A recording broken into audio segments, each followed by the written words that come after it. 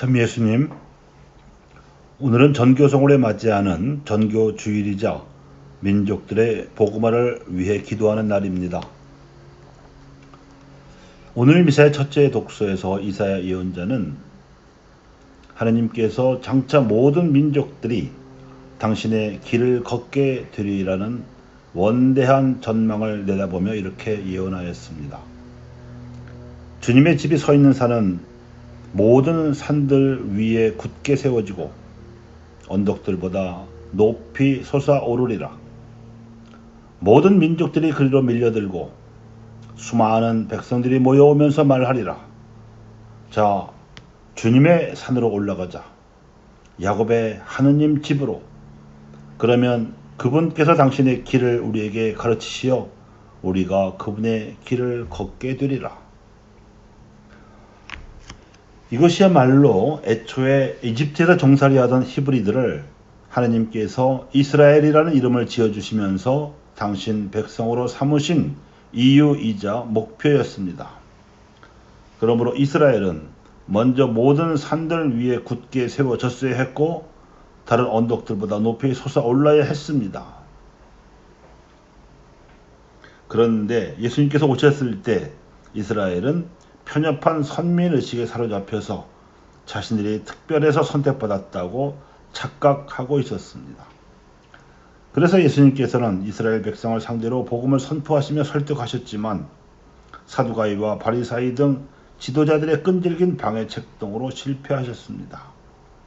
이미 그들이 예수님께 적대할 음모를 꾸미기 시작할 때부터 당신의 운명을 직감하신 그분은 이스라엘이 애초에 받았던 소명대로 다시 시작하도록 12지파를 방불케 하는 12제자를 불러 모으셨고 이 12제자를 사도로 삼아서 참 하나님 백성으로서의 교회를 세우게 하셨습니다. 십자가와 부활로 그 절정에 이르는 예수님의 공생활은 바로 이를 위한 과정이었고 이를 예수님의 파스카라고 부릅니다.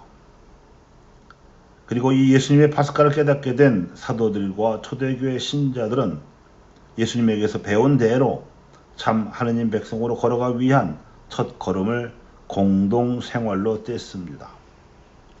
함께 모여서 기도하는 한편 서로 빵을 나누고 서로 형제처럼 지내면서 서로 가진 것도 나누되 특히 가난한 아이들이 궁핍하지 않도록 우선적인 배려를 했습니다. 이 같은 신자들의 공동생활에 앞장선 이들은 바로 12사도들이었습니다. 공생활 당시 겨자씨 하나만한 믿음도 없다고 예수님으로부터 야단맞던 그들이 예수님의 파스카를 위해서 목숨을 걸고 앞장서게 된 변화 그 자체가 기적이었거니와 사도들의 이 놀라운 변화를 목격한 신자들도 섬기고 나누는 삶을 통해서 기적을 만들어냈습니다. 그랬더니 이러한 변화를 지켜본 주변 사람들도 그 매력에 이끌려서 제발로 입교하기를 청하게 되었고 그래서 교회가 커지는 전교가 이룩될 수 있었습니다. 사도행전에서는 이 대목을 이렇게 전합니다. 신자들은 하느님을 찬미하며 온 백성에게서 호감을 얻었다.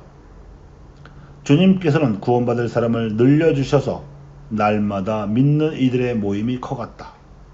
사도행전 2장 47절의 말씀입니다.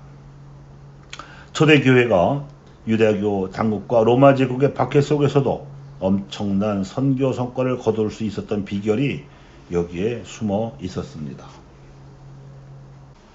이러한 초대교회로 돌아가자는 목표로 제2차 바티칸 공회에 모인 주교들도 이 같은 소명과 책임에 대하여 깊이 자각하고는 교회 원장과 사목헌장의 첫머리에 엄숙하게 천명한 바 있습니다. 우선 교회 현장 1항을 보면 인류의 빛이신 그리스도를 본받아 교회는 그 빛을 세상 모든 이들에게 비추고자 한다. 하느님과의 깊은 일치 안에서 그 빛을 받으면서 그 빛을 전 인류에게 비춤으로써 모든 민족과도 깊은 일치를 이루고자 하는 표지요 도구가 바로 교회인 것이다. 사목헌장 1항은 이렇습니다. 그리스도인들은 인류와 인류 역사에 깊이 결합되어 있으므로 성령의 이끄심에 따라서 가난한 이들과 고통받는 이들의 기쁨과 희망, 슬픔과 번뇌를 자신들의 것으로 삼고자 한다.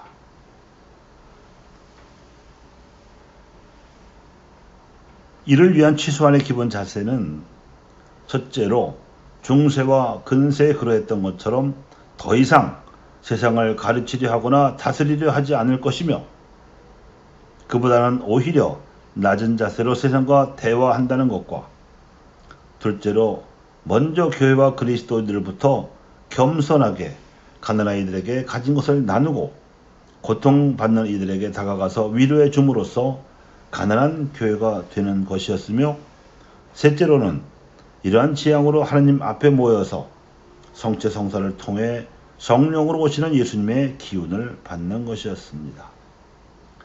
이것이야말로 십자가에 못 박혀 죽을 각오로 파스카의 길을 걸어가신 예수님을 본받는 길이었습니다.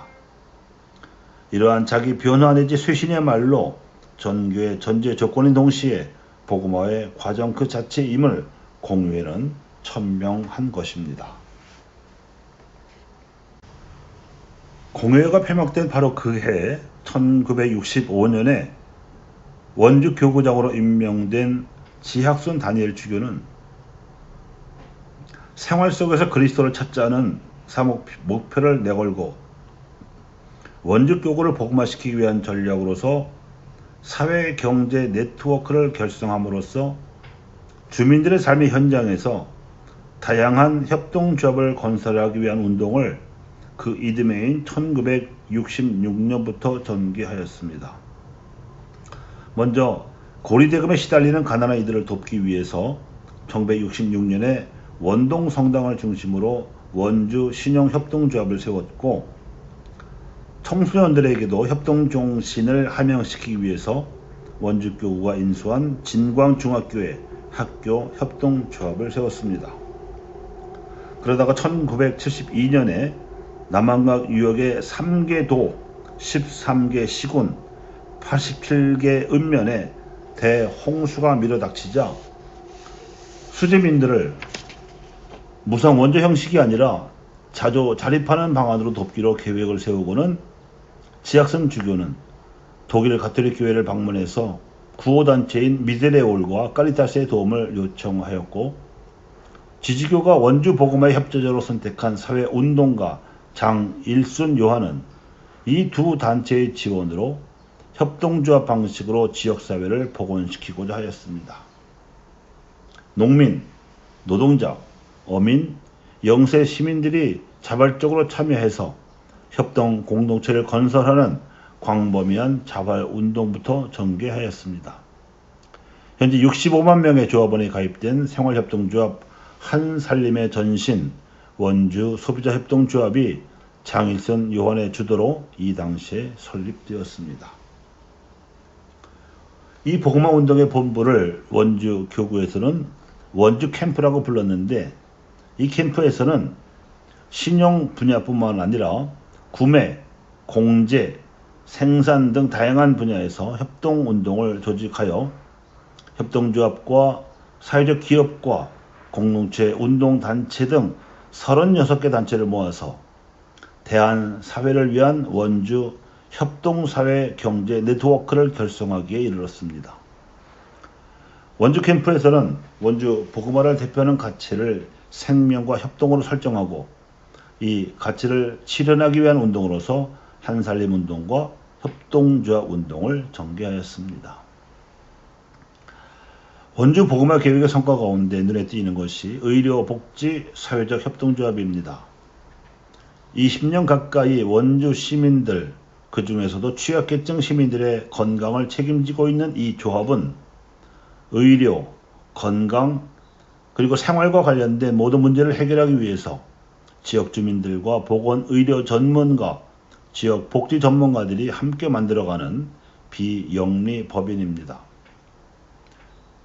일반 병원은 자본가가 소유하고 의료인이 운영하지만, 이 조합에서 운영하는 병원은 조합원들이 공동으로 소유하고 대표 기구를 통해 관리하기 때문에 영리를 추구하기보다 조합원들의 건강을 관리하고 치료하는 데에 집중할 수 있었습니다.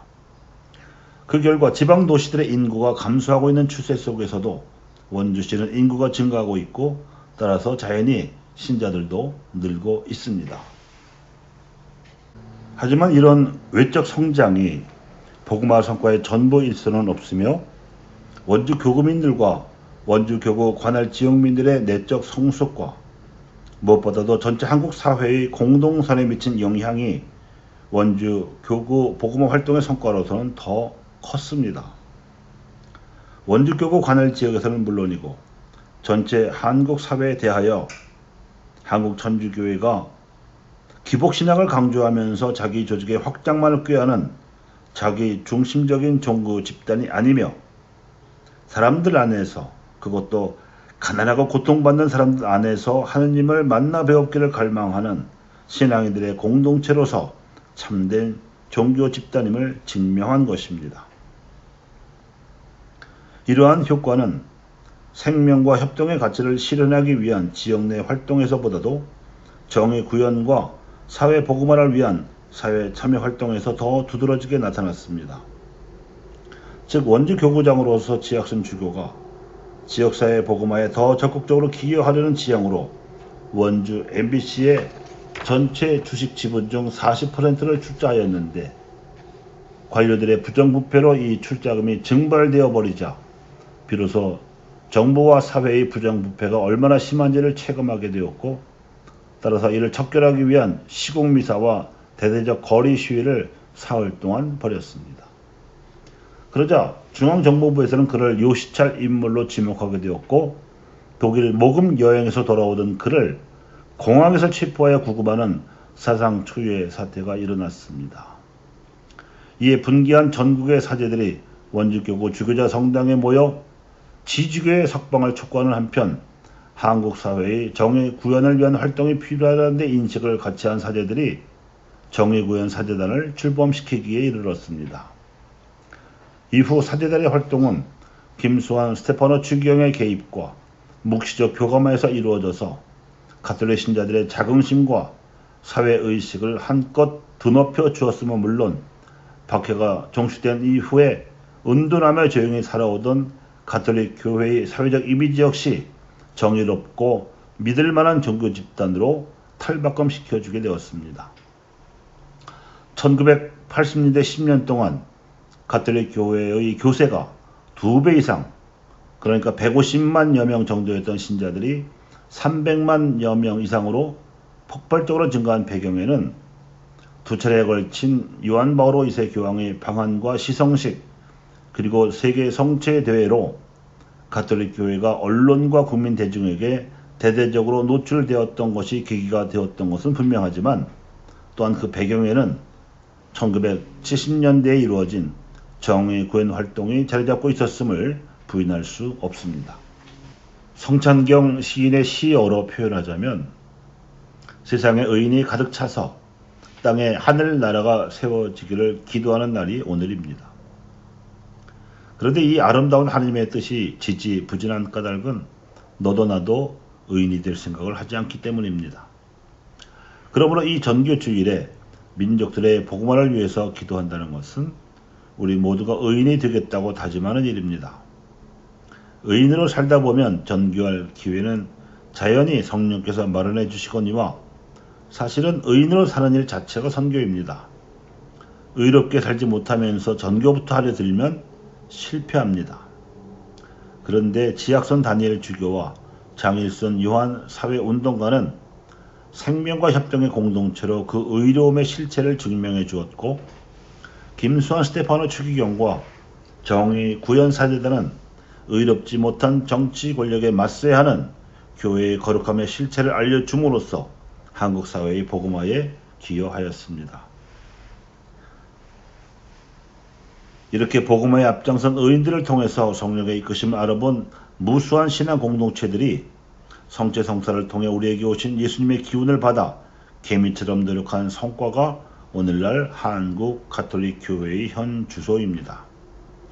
그러므로 정의구현 활동은 민족이 화해하는 다음 목표를 향하여 우리 사회 안에서 더욱 힘차게 계속되어야 하며 생명과 협동의 공동체 운동은 전국 교구 안에서 더욱 널리 퍼져야 합니다.